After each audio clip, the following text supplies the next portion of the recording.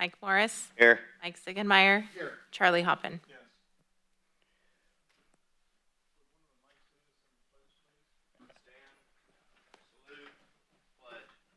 Pledge allegiance to the flag of the United States of America and to the republic for which it stands, one nation, under God, indivisible, with liberty and justice for all.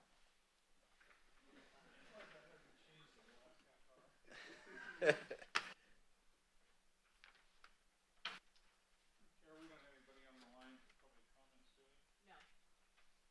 No. We will go to the consent calendar. Consent calendar groups together those items that are considered non-controversial or for which the prior policy direction has been given to staff and that require only routine action by the board. The chair will advise the audience if the matters may be adopted in total or by one motion, or the board may, at its option, upon request of a member, consider any matter separately. We have a motion on the. I make a motion. Second. All those in favor? Aye. Any opposed? Thank you. We need to do the approval of 2023 schedule of regular Frwlfa board meetings. That was part of the. Item 2 is part of the consent. Right. So we're on item 3. Yeah, the approval of proposed Wildan Financial Services Assessment District Administration Services Department. Thank you. So I'll go ahead and present this. The recommendation is to approve a proposal for an assessment administration and direct the execution of an agreement by Frwlfa pursuant to the Frwlfa Services Agreement. So in September 21, the board approved the Services Agreement amendment. That amendment that increased the budget between Sutter Butte and Frwlfa for services included budget for the first year of assessment administration. What our proposal is to move forward with a contract with Wildan, as they were the entity that prepared the engineer's report as a subcontractor to HDR. So we will be working directly with Wildan on this. They have extensive experience on assessment administration throughout California, and their proposed budget for the annual administration of the assessment is well within the budget of the annual administration budget that was included within the overall assessment. And essentially what would happen is Sutter Butte would contract with Wildan. They would provide the first year of assessment administration. And then once the agency was receiving revenue, you'd be able to directly contract with Wildan going forward each year thereafter. The proposed budget for administration, I appreciated their proposal. It was $20,800 with the option to extend in future years, based on increases in CPI versus, having to go back and have a set fixed escalation. We've been through these before. I would think this first year is going to require a disproportionately large amount for the administration getting things done. Would you expect, I don't know how fees like that work. Would you expect a static fee, or would they be asking for increases? No, most of the assessment engineering firms that do the administration go into it with a budget with the expectation that it's a regular recurring activity. And so to the extent that they have a good expectation that they would continue to get the work in the future, you kind of set up the machine and then it becomes sort of an annuity for them. And, I think they would probably make less margin in the first year, but then each year thereafter, if they're doing a good job and they don't mess up and they can expect that contract comes back to them, they're doing a little better each year thereafter. That's Seth, kind of the approach for most assessment engineering firms. how does this fee compare to the Frwlfa assessment fee? I think it's pretty on par. I think Frwlfa's is maybe 30 or 40,000. It's definitely below the executive director authority that's been delegated. And so I think it's like around 35 or 40,000, but again, that's a proportionally larger assessment district. So it's functionally related to the number of parcels in the district. I think Frwlfa is about 30,000. This is about 15,000. But going forward, the board would have the ability to look at their scope of work, Absolutely. listen to their proposal, and it's not granting them this in perpetuity. No, by no means. We've, Sutter Butte, just for background, has been through several assessment administration firms, and the service that Sutter Butte has received from Willdan has been a lot better than the prior service that we received from NBS, and was significant. I mean, the service from PB was excellent. It just was a lot more expensive than other firms. I'm not questioning their ability. Yeah. So that's the recommendation. That concludes the presentation. If have any further questions, happy to answer them. Need a motion? Do you need a motion? Yes. I'll make the motion to approve it. Second. Those in favor? Aye. Aye. Carries it. Thank you. Okay. You're on the right number, too. We have a status update on LD1, MA3 annexation. Are you doing that, Drew? No, actually, I'm going to have Seth do that as well. What are you doing? You're just sitting there. Yes, I just like to speak to the microphone, so. Much more formal than LD1 and LD9 meetings. What?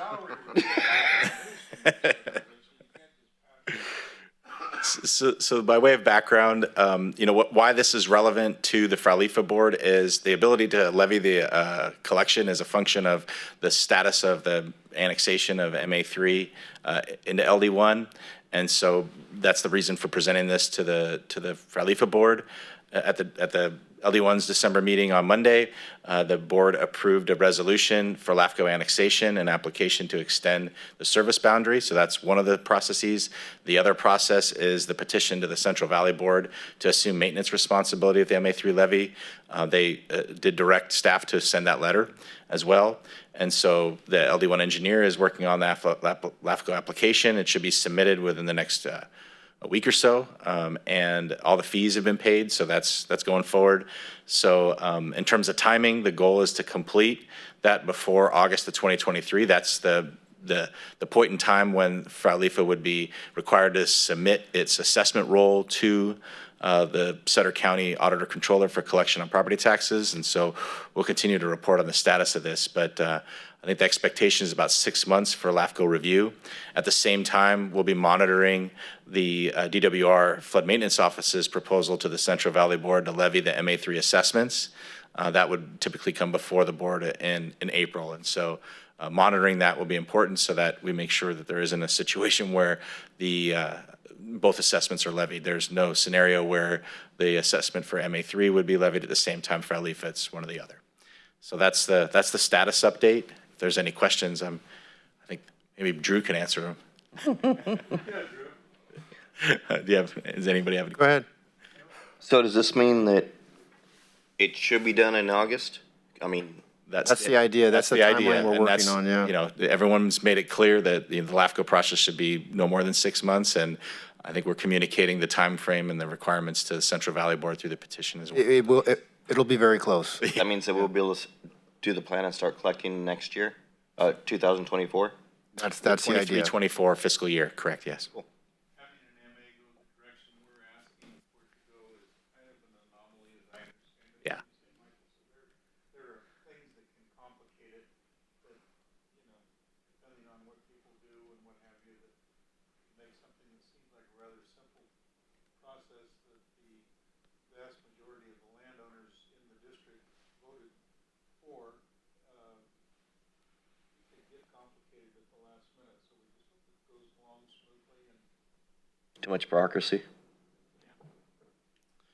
Okay. thanks for the explanation. Frwlfa service update. Okay, so, yeah, so we had, of our laundry list of items that we had outstanding, the two remaining items for future board consideration, just want to highlight those. That'd be the process for transferring the Frwlfa assessments to LD1 and LD9. We want to formalize that process and split, but until we get closer to the actual levy being on the roll, we'll address that a little bit later. The other item was establish the Frwlfa treasury. Until we enroll that assessment, there's no money within Frwlfa, no need for treasury services. So those two items will stay outstanding, and we'll likely bring those back to the board in sometime, I would assume, between March and June of next year. So there's really not much left on our laundry list of items that we're taking care of. Wanted to also give an update on the budget. So this reflects the prior to the amended services agreement. We increased that budget to $750,000, and so our cost to date, Sutter Butte's cost to date in supporting Frwlfa were $644,000. So that leaves about $100,000 remaining. So we're gonna, some of that $100,000 will be allocated to the Wildan contract that Sutter Butte will engage for Frwlfa, that $20,000 contract. And then, to the extent that we're continuing to support Frwlfa through fiscal year 23-24, we've got that remaining budget from today going forward. So I think we'll be well within that. That would include preparing for board meetings and supporting the other two items I mentioned, as well as facilitating any questions or processes that need to happen between now and the end of fiscal year 23-24. That was my recollection, and I could be wrong, that we're going to use Sutter County as basically our bank.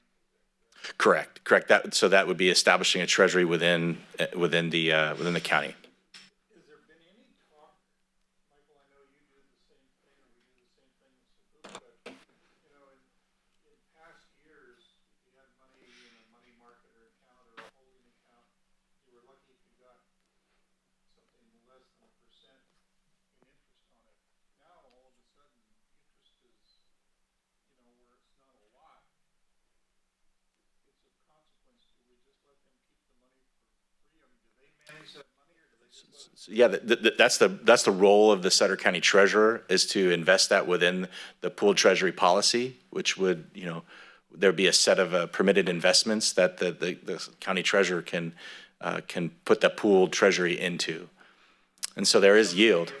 And some of the benefits would accrue to us? Absolutely. Yeah, that's what typically the way it works with county treasuries or even city treasuries is there's a pooled treasury. All the entities or all the funds that participate in that treasury are managed collectively between the finance director or the county treasurer and their investment advisor, and then they post interest once a month, and they apportion the interest to each of the funds based on their average balance. So Sutter Butte, with the city of Yuba City, we've done well because Spencer Morrison and his predecessor Robin Bertagna had they good investment advisors, and we got our share of the interest in the pool. But it's A lot of good investment advisors these days can't be found. Do they invest money in very short-term securities? it's pursuant to an investment policy, a drafted policy. There's a specific set of investments that they can buy, like government treasury bonds, different types of investments that are low risk. So it's all a drafted policy. The investment advisor basically has that policy, and they can manage within that policy. But there are constraints on Absolutely, yeah. Preservation of capital is like the #1 priority. Currently, LD1 and LD9 participate that with Sutter County. So we do receive a portion of interest every year. Yeah, in the past, you have $1 million in a money market account, and it costs them more to send you the envelope at the end of the month Yeah. than what the interest is worth. Yeah. So, Anything else from the board, Michael?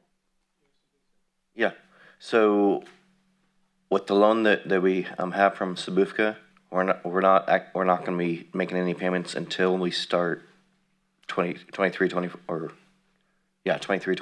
Correct. That's what the amendment to the Swifka Services Agreement stated, and I think it was actually the following year, over 15 years, I believe. Yeah. Yeah.